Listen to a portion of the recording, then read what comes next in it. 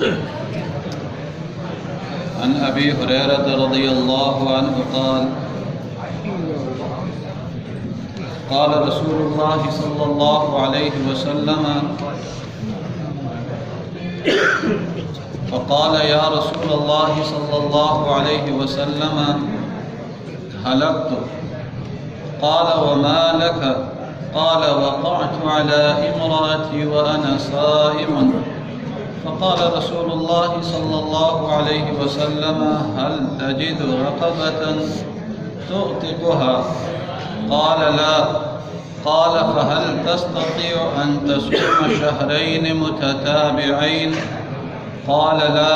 قال هل تجد إطعام 60 مسكينا؟ قال لا. قال اجلس. ومكث النبي صلى الله عليه وسلم فبينا نحن على ذلك أعطي النبي صلى الله عليه وسلم بعرق فيه تمر. قال أين أتى السائل؟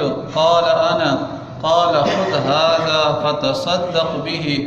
فقال رجل أعلى أفقر مني يا رسول الله صلى الله عليه وسلم فوالله ما بين لابتيها يريد الحرتين أهل بيت أفقر من أهل بيتي. فضحك النبي صلى الله عليه وسلم حتى بدت أنيابه ثم قال أطعمه أهلك. رواه البخاري.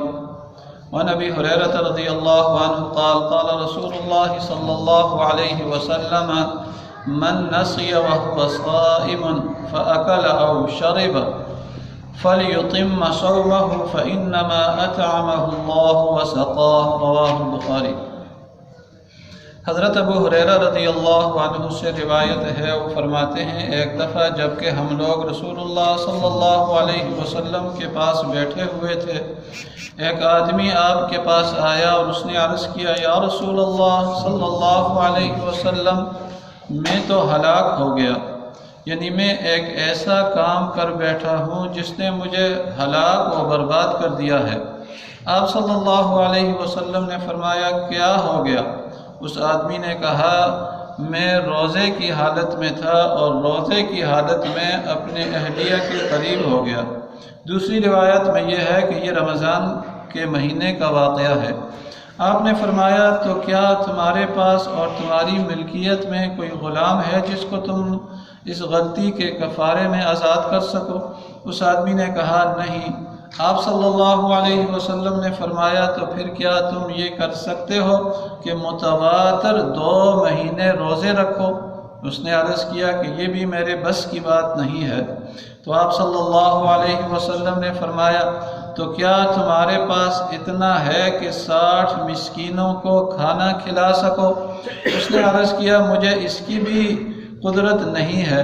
تو آپ صلی اللہ علیہ وسلم نے فرمایا تو بیٹھے رہو، شاید اللہ تعالیٰ کوئی سبیل تمہارے لیے پیدا کرے۔ حضرت ابو ہریرہ رضی اللہ تعالیٰ عنہ کہتے ہیں کہ رسول اللہ صلی اللہ علیہ وسلم بھی وہیں تشریف فرما رہے اور ہم لوگ بھی ابھی وہیں حاضر تھے کہ رسول اللہ صلی اللہ علیہ وسلم کی خدمت میں کھجوروں کا ایک بہت بڑا بورا آیا۔ آپ صلی اللہ علیہ وسلم نے پکارا کہ مسئلہ پوچھنے والا وہ آدمی کدھر ہے؟ اس آدمی نے عرض کیا میں حاضر ہوں۔ آپ صلی اللہ علیہ وسلم نے فرمایا اس بورے کو لے لو اور اپنی طرف سے صدقہ کر دو۔ اس نے عرض کیا یا رسول اللہ صلی اللہ علیہ وسلم کیا ایسے محتاجوں پر صدقہ کروں جو مجھ سے زیادہ حاجت مند ہوں؟ خدا کی قسم مدینہ منورہ کی دونوں طرف کی پتھریلی زمین کے درمیان یعنی مدینہ کی پوری بستی میں کسی گھر کے لوگ بھی میرے گھر والوں سے زیادہ حاجت مند نہیں ہیں۔ تو اس کی اس بات پر رسول اللہ صلی اللہ علیہ وسلم کو خلاف عادت ایسی ہنسی آئی کہ آپ کے دائیں بائیں کنارے والے دانت کی کچلیاں بھی ظاہر ہو گئیں، حالانکہ عادت مبارکہ صرف تبسم کی تھی۔ پھر آپ صلی اللہ علیہ وسلم نے اس آدمی سے فرمایا اچھا یہ کھجوریں اپنے ہی اہل و عیال کو کھلا دو۔ اسی طرح حضرت ابو ہریرہ رضی اللہ تعالیٰ عنہ سے روایت ہے، وہ فرماتے ہیں جس نے روزے کی حالت میں بھول کر کچھ کھا لیا پی لیا تو اس سے اس کا روزہ نہیں ٹوٹا، اس لیے کہ وہ قاعدے کے مطابق اپنا روزہ پورا کرے، کیونکہ اس کو اللہ نے کھلایا اور پلایا ہے۔ اس نے خود ارادہ کر کے روزہ نہیں توڑا ہے، اس لیے اس کا روزہ موجود ہے۔ یہ 2 حدیثیں ہیں رمضان کے روزے کے بارے میں۔ جو پہلی حدیث ہے، بلا کسی شرعی عذر کے کوئی آدمی روزہ توڑ دے، کوئی عذر لاحق نہیں ہے، بغیر عذر کے رمضان کا فرض روزہ وہ توڑ دیتا ہے تو وہ قضا نہیں صرف بلکہ اس پر کفارہ ہے۔ صرف اس صورت میں نہیں جس کا ذکر یہاں کیا گیا، اس صورت میں بھی کفارہ آتا ہے، اور ویسے جان بوجھ کر روزے کی بے حرمتی انسان کر لیتا ہے، کھا پی لیتا ہے جان بوجھ کر، روزہ نہیں رکھتا، توڑ لیتا ہے، تو اس کا کفارہ ہے۔ اور کفارہ کیا ہے؟ اس حدیث میں اس کا ذکر ہوا غلام آزاد کرے، نہیں تو 60 روزے 2 مہینے کے روزے لگاتار رکھے، اس میں درمیان میں وقفہ نہ ہو۔ اگر درمیان میں وقفہ کیا تو پھر شروع سے روزے رکھنے پڑیں گے، تو 60 روزے لگاتار۔ اگر وہ بھی نہیں رکھ سکتا تو پھر تیسری صورت یہ ہے کہ 60 مسکینوں کو وہ کھانا کھلائے۔ اور یہ میں نے پہلے ذکر کیا تھا کہ یاد رکھنا کہ یہ رمضان کا روزہ اتنا قیمتی روزہ ہے کہ اگر جو جان بوجھ کر توڑ دے تو جو چیز ہاتھ سے نکل گئی وہ نکل گئی، اس کا اجر و ثواب پھر وہ پا نہیں سکتا۔ اگر یہ 60 روزے رکھے گا، کفارہ تو ہو جائے گا لیکن اس اجر و ثواب تک نہیں پہنچ سکے گا، یا 60 مسکینوں کو کھانا کھلا دے گا، روزے کا کفارہ تو ہو جائے گا لیکن اس کے اجر و ثواب تک نہیں پہنچ سکتا۔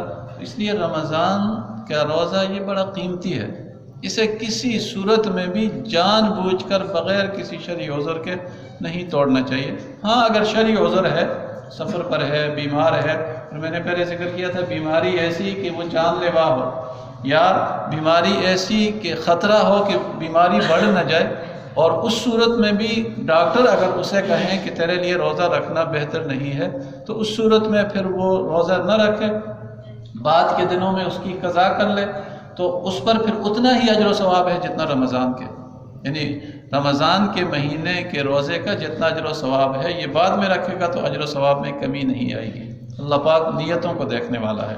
اور جو دوسری حدیث ہے اس میں اس کا ذکر ہے کہ اگر کوئی غلطی سے رمضان کے مہینے میں روزے سے تھا، غلطی سے پی لیا، غلطی سے کھا لیا، اسے پتہ ہی نہیں تھا، وہی سمجھا روزے سے نہیں ہوں، لیکن بعد میں یاد آیا کہ میں روزے سے ہوں، تو پھر ہاتھ کھینچ لینا چاہیے، اور جو منہ میں ہے اسے بھی نکال دینا چاہیے، تو اس کا روزہ اس سے نہیں ٹوٹتا۔